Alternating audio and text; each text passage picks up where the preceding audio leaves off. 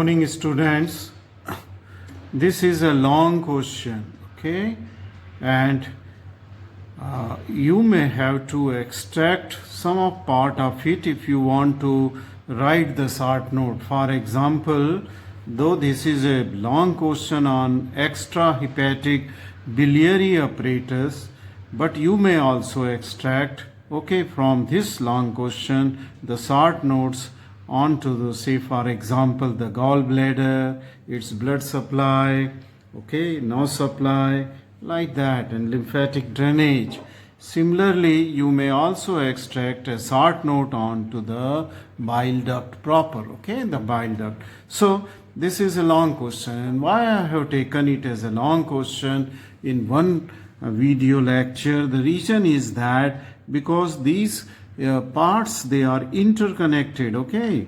So okay, that's why I thought that it is better not to break this question into the small parts but take it as a long question. But as per your requirement you can, but I mean to say, break it into the smaller short notes. But it will be better that if you understand the whole question first after reading it, okay, when I finish my lecture, you then means by that time if you are noting down, okay, notes and taking down the diagrams, a good question will be prepared, which you can improve by referring to your books later, okay, referring. So we come to the question. The question is, write in detail about extrahepatic biliary apparatus. So apparatus is what? It is extrahepatic, outside the liver. Okay, there is an apparatus which carries the bile which is produced into the liver, and that's why it is called extrahepatic biliary apparatus. And this question has to be written in the under the following head. After introduction, write the parts of apparatus. Okay, what are different parts of this extra biliary apparatus? Then about the anatomy of the various parts, okay? Then the third point will be the blood supply, the fourth the lymphatic drainage, the fifth the nerve supply, and lastly I will tell you about the applied anatomy of the extrahepatic biliary apparatus. Right. Let us come to the introduction first. It is the introduction of extrabiliary apparatus. Now this extrabiliary apparatus is concerned with the collection of bile. So first function of the extrabiliary apparatus is the collection of bile from the liver, because the bile is produced in the liver and then it comes through the bile capillaries, okay, into the bile ductules, and to that the right and left hepatic duct of bile, okay. The bile is stored and concentrated in gallbladder. So then this bile comes to the gallbladder where it is stored and then concentrated. Concentrated means the contents of the waters are absorbed, so it becomes concentrated. And why it is stored? Because all the time bile is produced by liver cells. Constantly it is being produced by liver cell. And then this bile gets collected in gallbladder and it is utilized only after meal. When you eat, then only when the food passes through the second part of the duodenum, then it mixes with the bile. That means only then the gallbladder will contract. So whatsoever is stored bile is there, it will come to the duodenum and will mix to the food for digestion, okay, and especially for the digestion of the fat. So after meal it is transported to duodenum, okay, through the bile duct. Bile is used, as I said, for the digestion of the food. I think this much of the introduction is enough, okay, for your long question. Then comes to the second point, that is the parts of the biliary apparatus. So here we are on the parts of the biliary apparatus. Now these parts of the biliary apparatus, they begin from the porta hepatis, okay. From ultimately the bile is collected by the right and left hepatic duct. See this is in porta hepatis, okay, and just below it this is the right and left hepatic ducts are there, okay. Now then this go to the right and left hepatic duct in the porta hepatis will join to each other to form what is called as the common hepatic duct. It is called as common hepatic duct, and this is, as I said, is formed by the fusion of right and left hepatic duct. Then there will arise a cystic duct from this common hepatic duct, okay, and which will make an angle here, will go upwards and forwards, and this is the cystic duct, okay, this is the cystic duct. Now this cystic duct, okay, will ultimately open into a dilated bag-like structure, and this is called as the gallbladder, okay. So it is a bag-like pear-shaped structure present on the inferior surface of the liver in the gallbladder fossa on the inferior surface. So this is the gallbladder, okay. And then the cystic duct and that of the common hepatic duct, here they unite to go downwards and towards the right, and this is called as the bile duct. Sometimes it is also called as the common bile duct, or it is represented in most of the book as CBD. CBD means common bile duct, but these days it is only called as the bile duct, okay, bile duct. Now this bile duct will go further down and towards the second part of the duodenum, where it will unite with the pancreatic duct, which is bringing the pancreatic secretion, and both the bile duct and pancreatic duct, as they are entering into the medial wall of the second part of the duodenum, they will fuse and will have a common opening in the second part of the duodenum. Just let me draw the second part of this is the wall of the second part of the duodenum, and this is a raised area. So just with the pink color I have shown you the part of the wall of the second part of the duodenum where this combined pancreatic and bile duct, they are opening, okay, they are and this opening is guarded by the valves, and this is the sphincter of Oddi, okay. So I will further tell about this. So these are the parts of the biliary apparatus, okay. So this completes the parts of biliary. Now let us come to the details of anatomy of these various parts, what we have just learned, Let us come to this, and this part of we come to the anatomy of the hepatic duct, okay. So we come to the anatomy of the hepatic duct, and this hepatic duct, okay, the right and left hepatic ducts drain the bile from right and left lobes of liver. So from where they are bringing the bile, the right is bringing from the right lobe of the liver and left from the left lobe of the liver, okay. And these two ducts, right and left hepatic duct, they unite with each other at porta hepatis to form common hepatic duct, that I have already told you. So this is that common hepatic duct, okay, formed by fusion of the right and left hepatic duct. This is that common hepatic duct, okay. Now what is common hepatic duct? Anatomy of the common hepatic duct.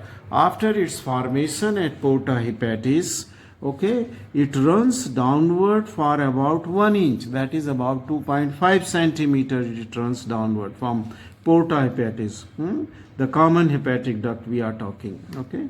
This common hepatic duct, then it joins the cystic duct at an acute angle. This is important. See, this is the common hepatic duct and it joins this cystic duct at an acute angle here, okay. Now this, after joining, okay, at an acute angle, this will form what is called as the bile duct. But I will tell you about the bile duct, okay, after joining of the cystic duct and the common hepatic duct, which will form is that of the bile duct. I will tell you about the bile duct later, but first learn after this cystic duct about the gallbladder, okay. This is the gallbladder. Now let us see, keep it like this. What is gallbladder, okay?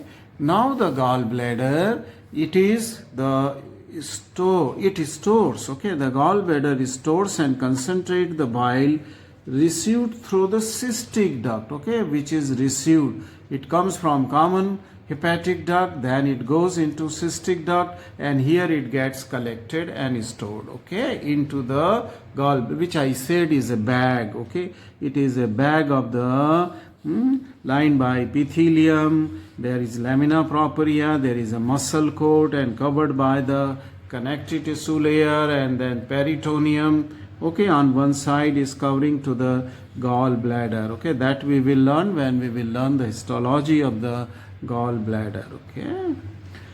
Now this can store, the gallbladder is a small bag which can store about 30 to 50 milliliter of the bile, okay. And as I said that after every meal, bile is secreted into the second part of the duodenum. I mean to say it is poured into the second after the contraction of the muscles present in the bile duct, okay. So after every meal, bile is discharged, okay, and in between the meals it is stored, okay, in between the meals, okay. It is not that it is constantly discharged into the duodenum. It is only after meal when the food reaches the duodenum, okay. Now this is because of the contraction of the muscle present in the wall of the gallbladder, and muscle, which muscle? These are the smooth muscle, okay. So automatically they contract under the influence of the hormones and the nervous stimulation. Whenever the food reaches to the second part of duodenum, these smooth muscles, they contract because they are the muscles which are not under your control. They are controlled by the autonomic nerves, smooth muscles, okay. And then it is discharged. Now this gallbladder is located in the fossa for gallbladder. As I said that this is an inferior surface of the liver, okay. So you are seeing this is the left lobe of the liver here. This is the right lobe of the liver is here, okay. So this is the liver, inferior surface of the liver, okay. So we are just seeing the liver from its inferior surface. This partition here is left lobe, and beyond this is the right lobe. Fissure for ligamentum teres is here, fissure for ligamentum teres and fissure for ligamentum venosum. They separate it in the right and the left lobe, and here is the porta hepatis, where the structures like bile duct is coming out, hepatic artery is going in, and the portal vein is going in, okay. Now this is the groove for the inferior vena cava, and this is that fossa about which I am talking. This is located on the inferior surface of the liver in a gallbladder fossa. There is a depression, and in this depression, or just a groove is there, in this groove the gallbladder fits, okay, and it is covered by the peritoneum, okay. This fossa extend from the right end of the porta hepatis. This is porta hepatis, okay. I told you many structure will come and go inside the liver, and this is the right end and this is the left end of the porta hepatis, okay, porta hepatis. Now from this right end of the porta hepatis, the gallbladder fossa and gallbladder is extending up to the inferior border of liver. This border is the inferior border of the liver. Of course, this is also inferior on the right lateral surface. So this border, which is sharp, is here on anterior side. This is the inferior border of the liver. Now, this gallbladder which is present is about 10 centimeter long and 3 centimeter wide, okay. Long means from that of the right end of the porta hepatis up to the inferior margin of the liver or inferior border of the liver, around 10 centimeter. Part of this fundus, it is called as, it projects outside the inferior border and touches to the anterior abdominal wall, which I am going to tell you just now its significance, and it is 3 centimeter wide, okay. So this is a bag like structure, okay. It is a bag. So let us come further about the gallbladder, okay. Now parts of the gallbladder. Okay, let us come to the parts of the gallbladder and their relations and their relation.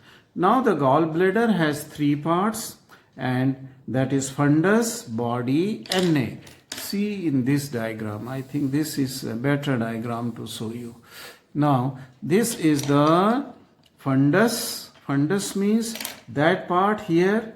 See this. Let me explain you the diagram first. This diagram, this is a section, theoretical section passing through the liver. Let me draw the liver here. This is the liver. Okay.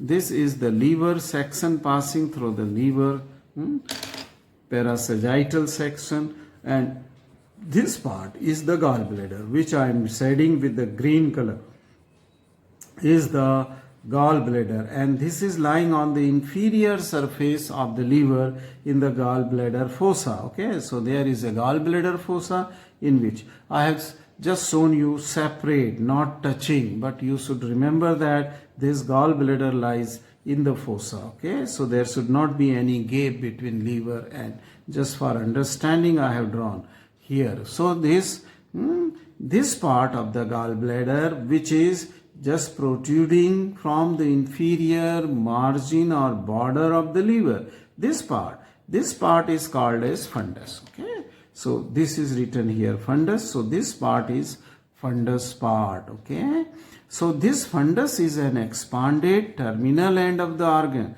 terminal end of the gallbladder, and it projects beyond the inferior border, as I said. So very little.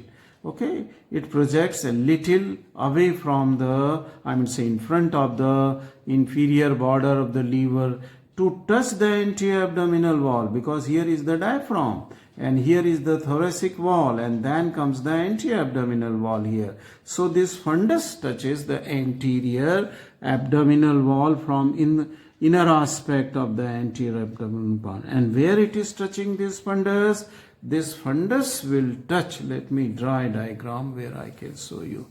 So I will draw a diagram. This is the xiphoid process, and this is the seventh costal cartilage on either side. This is the epigastric region of the anti-abdominal wall. Seventh is united by the eighth by the ninth. So these are the costal cartilages, seventh, eighth, and this is ninth. Okay, and here is the, the rectus abdominis muscle. Okay, this muscle coming from below is the rectus abdominis muscle, which takes origin from the costal cartilage, insertion onto the costal cartilages above here.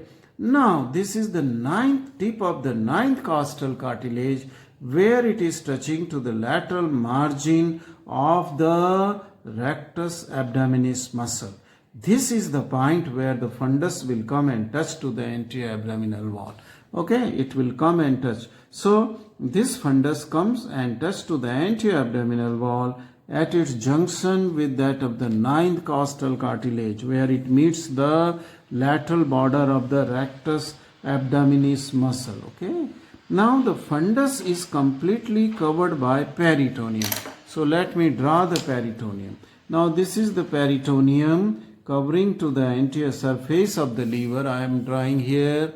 Then it will cover to the inferior border, and then it will jump here, okay, onto the fundus of the gallbladder, will cover the upper surface of the gallbladder, the anterior surface, and then it will cover to the inferior surface of the fundus. And then it will cover the body also. Then it will cover the neck also. And then it will reflect back here onto the, this is the duodenum. Okay, this is the duodenum. See here in this diagram so that you will get an idea. This is the gallbladder. Okay, let me draw the gallbladder.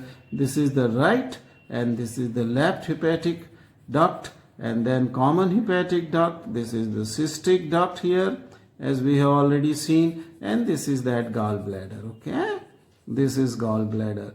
Now this cystic duct and common hepatic duct will unite to form the bile duct or common bile duct. Then bile duct will go under the first part of the duodenum, then it will come out in the pancreas, and posterior to the pancreas will join by the pancreatic duct. Okay, so this is bile duct, and both combined will open into this second part of the duodenum. This is first part, this is second, this is third part of the duodenum is shown here. But here in between, okay, gallbladder and that of the second part of duodenum here will come this colon, and this is called as the ascending colon, which I am drawing in pink. Then it will take a flexor here, that is the right colic flexor, and then it will become the lie on to the second part of the duodenum, and it will become the transverse colon. Okay, so this is the beginning of the transverse colon. So then gallbladder is lying here inferiorly onto this transverse colon. Let me draw the transverse colon here. So this is the cross section of the transverse colon. See this transverse colon? Right, this is the transverse colon cross section, okay, which is present here in longitudinal, I mean say seen from above. Now, so this is the first part of the duodenum here. See this? This is the first part, this part, okay. This is the first part of the duodenum. Just I will write with the pink, okay, so that, oh my God, you can differentiate it, okay. You can differentiate the second part of the duodenum, first part of the duodenum. Now, this reflection of the peritoneum from under surface of the gallbladder to the neck of the gallbladder, then in front of that of the, it will reflect back and it will cover the front of the anterior surface of the first and second part of the duodenum, and then this will reflect here, here, here, here, and cover this, and then it will go back onto the third part of the duodenum, which I have not drawn, okay, which I have not drawn. So let us see, we were on the fundus, okay, the fundus we have covered. Let us now come to the body of the gallbladder. So this was fundus, and now this part is the body. This part is the body, as it is written here, body. This was fundus, and this is the neck part of the gallbladder, okay. So body, let us learn about the anatomy of the body. Now body lies in the fossa of the gallbladder. As I said that on the under surface of the liver there is a fossa, okay, extending right up to the inferior border of the liver, and this is called as the fossa of the gallbladder, okay, gallbladder. Now posteriorly the body is continuous here with the neck, okay, body is continuous here with the neck, body of the gallbladder, okay, neck at right end of the porta hepatis. This I have shown you. Where was the right end of the porta hepatis? There lies the neck of the gallbladder. See in this diagram, this is the fundus, this is the body of the gallbladder, and this is the neck, and neck is going right up to the right end of the porta hepatis. Yeah, this is porta hepatis. So this is the neck of the gallbladder, okay. This is the body of the gallbladder lying into the gallbladder fossa on inferior surface of the, and this was the fundus of the gallbladder. So these are the three parts of the gallbladder, right. Let us come back to the body description, anatomy of the body, okay. Now this body is on the under surface is covered by peritoneum. See this under surface, it is the blue line, the under surface of the fundus as well as body right up to the neck is covered by the peritoneum. But its superior surface of the gallbladder, it is not covered. Why it is not covered? Because it is lying touching to the liver in the groove called as the gallbladder fossa, okay. So it is in the, so that part is not covered by the peritoneum, okay. It is directly related to the liver, and thus it is divide of the peritoneum, okay, divide. Inferiorly this body is related to the transverse colon. See this, the body is related to the transverse colon and the first and second part of the duodenum. See this, Here it is the first part, and when it goes here, it will become the second part. So it is related to the first part here directly, and then when it will turn, this will be also covering the second part above the transverse colon or the right colic flexor. Right colic flexor. This is will be also in relation to the second part of the duodenum. So I hope that you have understood the relation of the gallbladder with the help of these two diagrams. Okay, let us see now the neck. Okay, neck. I will talk about the neck of the gallbladder. This is the neck. This is the neck of the gallbladder. It is a narrow part of the gallbladder. It joins the cystic duct. Okay, so here is the junction of the neck and the cystic duct. Okay, joins the cystic duct.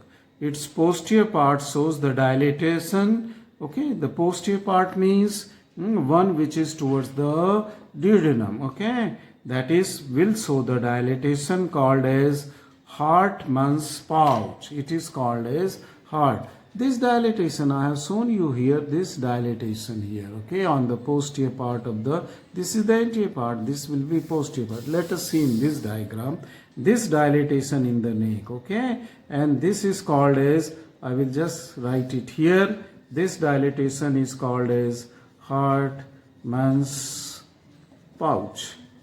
Hartmann's pouch. And what is the significance of this dilatation on the posterior part of the neck of the gallbladder? It is that the gallstones which forms in the gallbladder, they may lodge in this pouch. Okay, so there may be the collection of small gallstones. Okay, the stones are collected abnormally, not normally. They are not present normally. So these are, I mean, so this was the anatomy of the different parts of the gallbladder, fundus, body and neck and their relations, and their relation is complete. Okay, so we are on the gallbladder right now. Okay, we are on the gallbladder. Let us go further. Let us go further. And here we come to the, now after completing the gallbladder. So if you are asked a separate short note on gallbladder, write about its location, about its parts, fundus, body and neck, and describe its relation, and then come to the arterial supply of the gallbladder. Let us see the arterial supply. Now gallbladder is supplied by the cystic artery, which is a branch of right hepatic artery. Okay, right hepatic. Let me tell you first about the arteries. Okay, about the branches of artery, because this will be, diagram will be also used in the bile duct. Okay, let us see this again, the diagram. See it carefully. Now this is that gallbladder. Okay, and then this is the cystic duct. This is the cystic duct. This is the common hepatic. Just concentrate on green color. Okay, common hepatic duct, because it is the extrahepatic biliary apparatus. This is the right and this is the left hepatic duct unite to form common hepatic duct. Then they are joined by the cystic duct, and then both after their joining, it is the beginning of the bile duct. So bile duct is starting from here and going right up to the its opening into the second part of the duodenum. See this long bile duct here. Now this arterial supply, we are on the arterial supply of the gallbladder. So this is the celiac trunk. Okay, and celiac trunk, as soon after its origin from anterior aspect of the abdomen, okay, it divides into three different branches. This is the left gastric branch, which will run in the lesser curvature of the stomach. This tortuous artery is the splenic artery, which will go to the spleen on the superior border of pancreas, and then this is turning to the right. This is the hepatic artery, common hepatic artery, and this common hepatic artery will divide here into the gastroduodenal, which will go deep to the first part of the duodenum here. Okay, we will learn later about it, and then it will divide into the right gastroepiploic and that of the superior pancreaticoduodenum. Superior pancreas. While then the hepatic artery, from common this artery after division of the gastroduodenal and the hepatic artery, it will run upward along with that of the bile duct, okay, along with, and these structures are running in the free margin of the I mean to say lesser omentum, okay, which forms the anterior wall of the epiploic foramina. Okay, so the hepatic artery lies medially, the bile duct lies laterally, and these two structures are running, and deep to it is the portal vein, okay, the portal vein that you must learn in the lesser sec, okay. So this is that hepatic artery, and then this hepatic artery will divide into two, that is the right and the left hepatic artery. So so this is the hepatic artery, okay. Now then, from this right hepatic artery, many branches will come out. One which will supply to the cystic duct, and I mean say yes to the cystic duct, and then branch will come which is called as the cystic artery, okay. So this will be the major supply from the right hepatic branch, which is the major supply of that of the gallbladder, okay. Gallbladder is thus mainly supplied by the right branch of the hepatic artery. This is right branch and this is the left branch of this hepatic artery. So it is supplied by the right branch of the, so now you know that the gallbladder is supplied by the cystic artery, okay, cystic artery, right.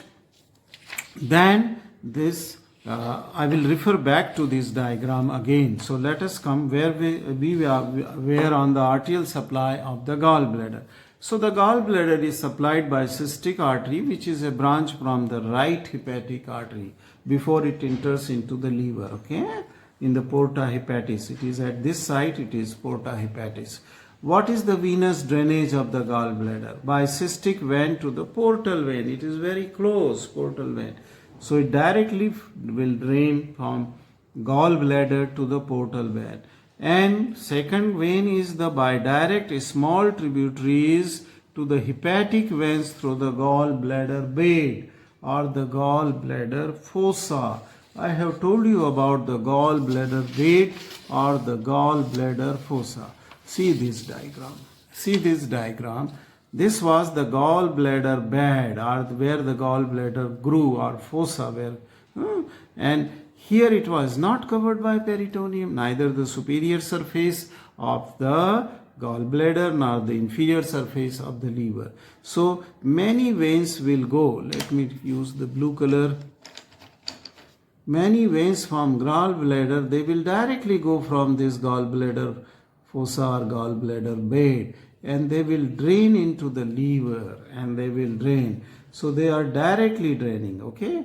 Otherwise, the main blood supply or venous drainage is by cystic vein to that of the portal vein. So it is going to portal vein as well as it is going to the hepatic vein through the liver mass or through the substance of the liver. I hope you understood both the arterial and venous drainage, okay.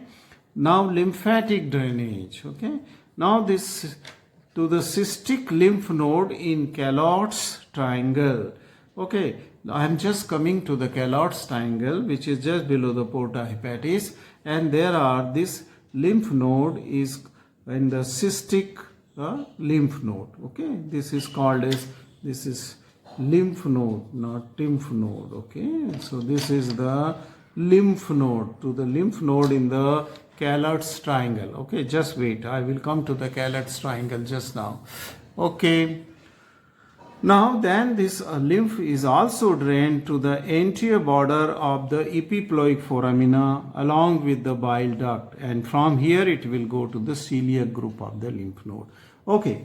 So this lymph nodes are into the here epiploic foramina, okay, the opening where the bile duct and the hepatic artery are there, deep to, I would say, superficial to the portal vein, and you pass your finger into the epiploic foramina. In this free margin of the lesser omentum, okay, there are presence of few lymph nodes where this gallbladder will also drain, okay, the gallbladder will also drain. So this is the lymphatic drainage. Then come to the, after lymphatic drainage, let us come to the nerve supply of the gallbladder. Now from gallbladder, since it is a viscera, it has to be supplied by the autonomic nerves, sympathetic and parasympathetic. Sympathetic comes fibers come from T7 to T9 spinal segment. Okay, T7 to T9 spinal cord segment. Okay, sympathetic fibers, preganglionic. And then they will come and supply to the gallbladder through the plexus on the cystic duct. Okay, on the cystic duct there is a plexus of the autonomic nerves. Then that will go from here to, when where it will go? It will go to the muscles. Okay, it will go to the smooth muscles of blood vessels of gallbladder too. Then there are the parasympathetic fibers. Okay, and these parasympathetic fibers, they are derived from the vagus nerve, right vagus nerve. They are derived from the vagus nerve. So sympathetic comes from T7 to T9 spinal segment and parasympathetic from the vagus nerve, right? Then third nerve supply of the gallbladder is by phrenic nerve. Right phrenic nerve, but this nerve is not autonomic, as we know. It is somatic nerve. This right phrenic nerve is coming to the muscles of the diaphragm, and from where it also sends muscular, somatic fibers for the pain sensation to the surface of the gallbladder. Okay, to the gallbladder itself. So there are somatic nerve supply as well as the autonomic nerve supply is present into the gallbladder. Okay, gallbladder. Now, what is the importance of this three nerve supply? Okay, three nerve supply. Now, the referred pain. And what is referred pain? That means if something is wrong in one particular organ which is supplied by the nerve, the pain may be also felt not only into that organ but away from that to that area which is also supplied by the same roots of the nerve which is supplying to that organ. Okay, that is referred pain. If something is wrong in the gallbladder, say some infection or inflammation is there in the gallbladder, then the pain will go to the tip of the shoulder. Okay, it will go to the, why it will go to the tip of the shoulder? Because the skin of the shoulder has the same nerve supply as that of the phrenic nerve. Okay, phrenic nerve. So it will go to the tip. So the gallbladder is present in abdominal cavity, but the patient will feel the pain on the shoulder. Okay, tip of the shoulder. Then this through the phrenic nerve, this will go, and somatic nerve. Then it may reach to the stomach. Okay, the gallbladder is not here it will pain, referred pain we are talking of, will reach to the stomach. And who will carry this pain to the stomach? Because vagus nerve, and vagus nerve was supplying to the stomach, but at the same time the vagus nerve also supply to the stomach. So this will go to the stomach. Stomach means epigastric region. Okay, in the epigastric region. Now then the pain will also go to the angle of the scapula, on the right scapula. Okay, angle of scapula is located on the back. Okay, and this is via the sympathetic nerves. Okay, this will reach via the sympathetic nerve, and sympathetic nerve we are coming from T7 to T9 thoracic region. Okay, and that's why it will go to this region, because angle of the scapula lies also between T7 and T9. Okay, in this region only it is lying. So the nerve supplied to that of the skin through the sympathetic blood vessels to that of the gallbladder, they are from the same level. They are so somatic and the sympathetic nerve supplying to this area of the skin near the scapular angle on the right side, it is from same spinal segment. That's why referred pain goes there. So now coming to that which I was referring as the cystohepatic triangle or Callert's triangle, okay? Triangle of Callert or cystohepatic triangle. Cysto means gallbladder and hepatic means liver, okay? A triangle is present here between the duct of the extrahepatic biliary apparatus and the liver. That's why this is called a cystohepatic triangle of Callert's. Let us just see this triangle's boundary. Okay, I have just drawn a diagram here, and this is the liver here. Okay, so this is the liver. This is the liver part, and then here is the gallbladder, the neck of the gallbladder. So it is in the fossa, though I have not drawn it into the fossa. It should be on the under surface of the liver, but just imagine that. Okay, so this is the neck of the gallbladder, then this is the cystic duct, and this is the hepatic duct. Okay, and then you will see that from hepatic duct or the common hepatic duct, okay, this is the bile duct is formed. Okay, bile duct, and upper side it is the inferior surface of the liver, that is close to porta hepatis. Okay, it is in the porta hepatis. So there is a triangle. See this triangle which is formed here. So see the boundaries of this triangle of Callert, C-A-L-O-T. Right is the cystic duct. Okay, so this is the right side. Okay, because here it is the right side and this side is the left side. So on right side this triangle is bounded by this cystic duct. Okay, cystic duct, right? Left side it is bounded by the common hepatic duct. The right and left hepatic ducts are not shown here in this diagram. Just imagine that this is the common hepatic duct onto the left side. Okay, and above it is the inferior surface of the liver. So this is the triangle now.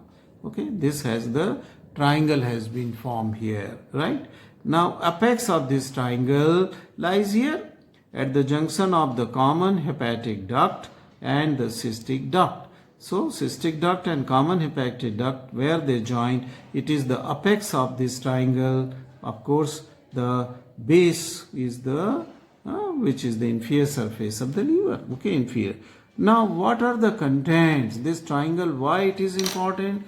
This triangle is important because there are the contents of this triangle are very important. What are the contents of this triangle?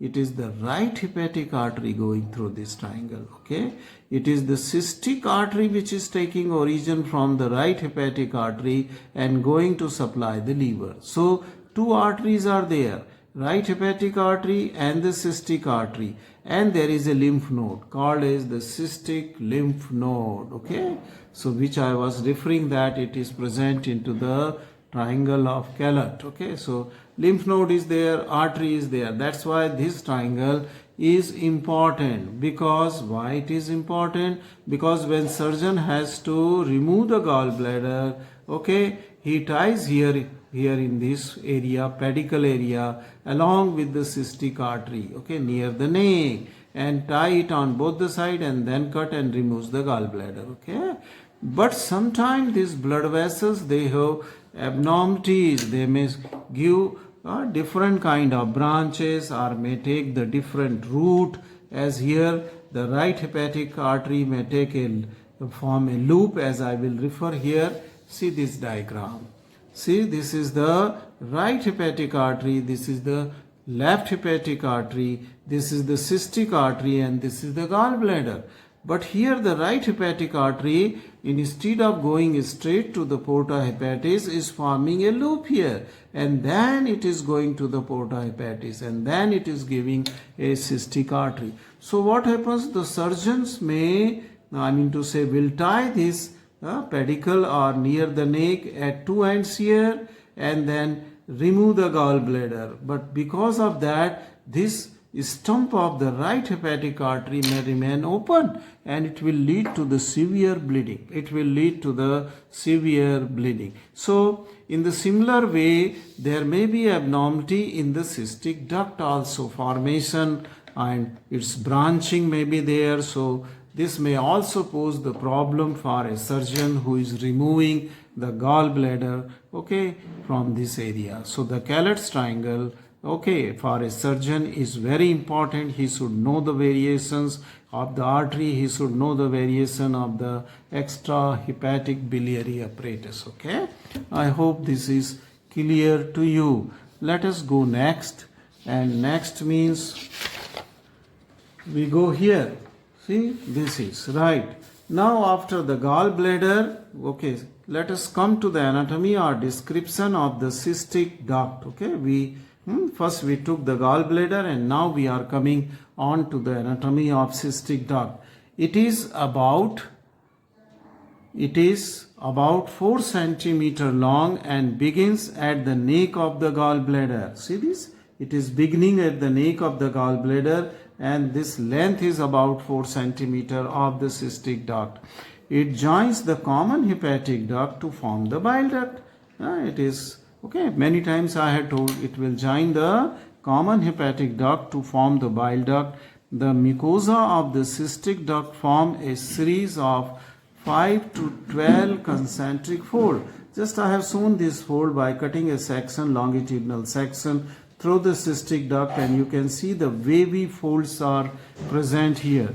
These are 5 to 12 concentric folds are concentric folds are there, okay. These folds are called spiral valves, okay. They have nothing to do with the valve mechanism, but they are said to be as spiral valves of Heaster. So this is about cystic duct. Let us now come to an important aspect of the extrabiliary apparatus, and this is the bile duct, okay. Now we come to the description of this bile duct, okay, extending from here to here. This is that bile duct. Now it is formed by the union of the cystic duct and the common hepatic duct near the porta hepatis, okay. These structures are lying very close to the porta hepatis, okay, into the porta. It is about 6 centimeter long, okay, and about 6 millimeter in diameter. That means this bile duct. Bile duct is 6 centimeter from here to here, from second part of duodenum to this porta hepatis where it has formed. This is 6 centimeter long and about 6 millimeter wide, or in diameter. Now this bile duct has the following part. There is a part which is called a supraduodenal part. So if you are writing a short note on the bile duct, you will have to write all the parts of the bile duct after its formation. So what are the parts? Supraduodenal part, above the duodenum, okay, which lies above the duodenum. And this runs in free margin of lesser omentum. Again and again I have told you these two structures are just in the free margin of lesser omentum, okay, near the epiploic foramina, okay, epiploic, which forms the anterior wall of epiploic foramina, along with the portal vein, okay. It runs in free margin of lesser omentum, okay, and hepatic artery lies onto the left side. This is bile duct lies onto the right, and hepatic artery, this is the hepatic artery which lies onto the right side in the supraduodenal part. Then there is a part which is retroduodenal part, okay, and this part is around 2.5 centimeter or 1 inch long, supraduodenal part, or little more, okay. Then the retroduodenal part, okay, retroduodenal part, it lies behind the first part of the duodenum. Just I have drawn here with the dotted line just to show that it is going behind this pancreas, okay. And if I draw not pancreas, sorry, this is the first part of the duodenum. Just for differentiation I am coloring it, and this is the first part of the duodenum, okay. This is second part, and then it is the third part of the duodenum. So it is lying behind the first part of the duodenum. That is called as the retroduodenal part, okay, retroduodenal part. Then this is also in relation to the gastroduodenal artery onto its left. See this artery which has formed from the common hepatic, one which will go downward, is called as the gastro. So it runs behind the duodenum along with the gastroduodenal artery, which lies onto the left of the bile duct, and behind is the inferior vena cava. Okay, behind it means behind the second part. Okay, behind the second part is the inferior. Second part means retroduodenal part. Okay, on its posteriors. These are the relation of the bile duct or common bile duct. Okay, in its second part or retroduodenal part. Now the third part is called as infraduodenal part, and this infraduodenal part, it is anteriorly related to the head of the pancreas. Okay, let me draw the head of pancreas. This whole concavity of the duodenum is occupied by the head of the pancreas. The whole thing is occupied by the head of the pancreas. This is the head. Okay, I will use some other color.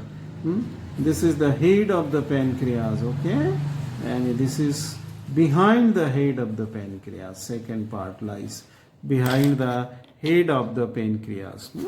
That is infraduodenal part. Okay, and posteriorly this part, anteriorly is the head of pancreas, and posteriorly to this part lies the inferior vena cava. Okay, inferior vena cava.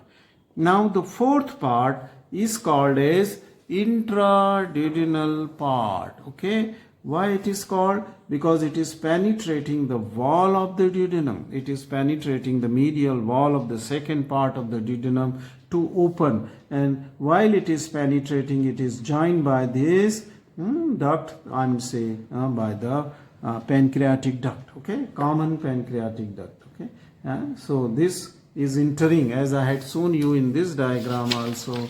Okay, see, this is the cross longitudinal section of the second part of the duodenum, and these two, after joining to this, they open into this second part of the duodenum. Okay, second part. So this is called as the intraduodenal part. Okay, intra. Let us come to further in the intraduodenal part. Let me search. Okay, where? Yes, it is here. Intraduodenal part is here, right? Now the second part of the duodenum, duodenal wall, near its middle it will open. Okay, near its middle it will open. Within the wall of the pancreatic and bile duct, okay, within this wall, the pancreatic and bile duct, they will unite to open to the major duodenal papilla. So where it opens, it is called as the major duodenal papilla, because there is presence of a minor duodenal papilla where a branch of the pancreatic duct sometimes open. So this is called as the major duodenal papilla. Now the blood supply of the bile. This completes the description of the bile duct and its relation. Let us come to the blood supply of the bile duct. The upper part, and we will use this diagram again for the supply, blood supply. Let us see in its upper part. In its upper part, the bile, this is the upper part, supraduodenal part, and this is supplied by many branches. Okay, it is supplied by the branch from cystic artery. See this? This was the cystic artery going to the gallbladder, and it gives a branch which descend downwards and supply the uppermost part of the bile duct. Okay, uppermost part, the bile duct. Then this is also supplied by the branch from the right hepatic artery. See this branch coming from the right hepatic, this is the left hepatic. So a branch coming, that the upper part. Then this is middle part of this is supplied by the also by the right hepatic. Okay, and it is also supplied by the hepatic artery. This is hepatic artery. So many branches coming from the hepatic artery, and then it is also supplied by the gastroduodenal artery. Okay, this is the gastroduodenal artery. Okay, from behind it may send a branch here. Okay, so the middle part is supplied by three different parts, arteries. Okay, it is right hepatic artery, and the gastroduodenal artery. This is gastroduodenal artery. So this will also send a branch. So this is middle part, and superior part was supplied by branch from cystic artery, branch from the right hepatic artery, and the hepatic artery also. Now then, the inferior part of the bile duct. how it is supplied. Okay, the lower part is supplied by the superior pancreaticoduodenal. See this? This is superior pancreaticoduodenal, and it is giving a branch to that of the lower part of the bile duct, superior pancreatico. So many branches. I have shown only one, but there will be many branches which will supply to the lower part of the. So the bile duct is supplied ultimately by the branches taking origin from the common hepatic artery. Okay, this is the celiac trunk. I have already told you. This is common hepatic artery, which will form the hepatic, which will form right and left hepatic artery, and this is the gastroduodenal artery. Okay, and this is superior pancreaticoduodenal artery. Now, this is about the blood supply of the bile duct. Okay, bile duct. Let us now lastly come to the applied importance of the complete extrahepatic biliary apparatus. So we are on the last part. So extrahepatic biliary apparatus. First important, applied importance will be the inflammation of the gallbladder is called cholecystitis. That means inflammation of the gallbladder are very common. Okay, and this condition is called as cholecystitis. Cystitis means inflammation of the gallbladder, cholecyst. Then the pain is there since there is infection or inflammation. Okay, it is swollen up, it is red. Okay, that pain is in the right hypochondriac region. Okay, because liver is mainly present, under which the gallbladder is. It is in the right hypochondriac region, chondrium. Okay, right hypochondrium. And this pain, as we have already learned, is referred to the right shoulder through the phrenic nerve, and refer to the inferior angle of the right scapula through the sympathetic nerve fibers. Okay, sympathetic root. Okay, now this is the inflammation of the gallbladder called cholecystitis. Second applied importance. Okay, this is very important, and this is the stone may form in the gallbladder. Okay, just like the stone in the kidney is formed, ureter is formed. Similarly, the stone may be formed in the gallbladder, and the condition is called as cholelithiasis. Cholelithiasis. This commonly occurs in female, means it is more common in female. Of course, it may also occur in the male also. Now this female at particular age, those females which are fat, they are fertile, have given birth to the child, and they are around the 40 years of age. Okay, 40 years of age. In those female, it is more common, as I said that it is also seen in the male, but female they are more sufferer. Now patient here after formation of the gall stone, okay, they suffer from biliary colic. Sometimes biliary colic means just like renal colic. Okay, the pain is very severe. Okay, pain is very severe, and this pain is due to the spasm of the muscles in gallbladder, because the gallbladder, when the stones are present in the cavity of the lumen of the gallbladder, they try to push this gallbladder out of its cavity. Okay, it is the natural tendency of the organ, and when it is gallbladder is there, and when it is contracting vigorously, then because of this spasm of the muscle, smooth muscle in the wall of gallbladder, there is a colic pain. There is a colic pain is there. Severe pain is there. Okay, and sometimes the pain may also be because a small stone may pass through the cystic duct to that of the bile duct. Okay, so in the path of the whole passage of the extrabiliary apparatus, anywhere where is obstruction is there by this stone, there may be spasm can be felt. Then in the Murphy sign, what is Murphy sign? In case of cholecystitis and cholelithiasis, means where there is the stones present, if you put a finger, okay, just at the tip of the 9th costal cartilage where the lateral border of the rectus abdominis is present, okay, that angle which I have just referred, okay, at this if you will just press your finger, okay, and during the inspiration the patient will feel the sharp pain, okay, which may not feel during the expiration, okay. But during the inspiration, if patient is feeling a very sharp pain when it is, when you are pushing your finger at this point, okay. And if the inspiration, the severe shooting pain is there, then this is the positive Murphy sign. This is called. That means your diagnosis will be that there is something wrong. Either it is cholecystitis or it is due to the stone in the gallbladder. Fourth condition is the obstruction of the common bile duct. As I said that it may occur due to the gallstone or due to the carcinoma of the head of the pancreas, okay. This stone may be compressed, there may be the bile duct may be obstructed, okay, because the mass of the cancer of pancreatic head may compress the bile duct, okay, or a stone present in the bile duct, okay. Now because of the obstruction, what will happen? The bile which was going and pouring during the meals, okay, in the second part of the duodenum, that will not be able to go. So the bile will remain in the extrabiliary apparatus. Bile duct will dilate beyond the, proximal to the obstruction. The gallbladder will dilate, okay. The hepatic duct will dilate, okay. So, and this bile, that means will not reach to that of the intestine, okay.